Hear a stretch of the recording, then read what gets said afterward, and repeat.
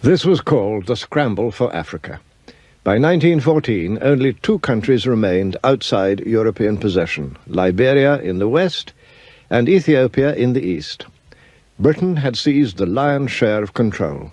Egypt and the Sudan in the north, the immense wealth of South Africa, valuable colonies like Rhodesia and Kenya, and richly populated territories such as Nigeria and the Gold Coast.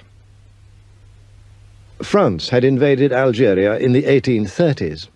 Now, after new wars of conquest, she added more colonies to her empire south of the Sahara, including the island of Madagascar. Little Portugal carved out two vast colonies, Angola and Mozambique, while Imperial Germany took the Cameroons and southwest Africa, and on the east coast, Tanganyika. The vast Congo basin fell to King Leopold of the Belgians. Italy and Spain completed the enclosure. The fate of the continent was utterly changed. Between the colonizing powers themselves, the carve-up was peaceful, but their rivalry was intense.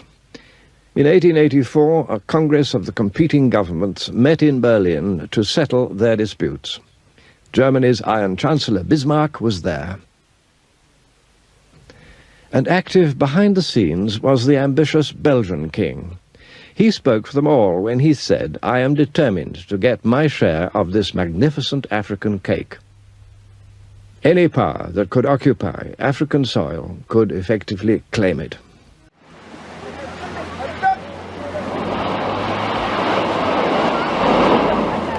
What the African inhabitants might think of this colonial carve-up was never asked.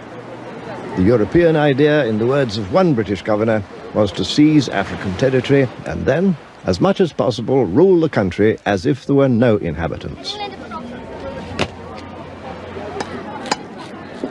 In fact, European contempt for Africans now reached new depths, and no wonder.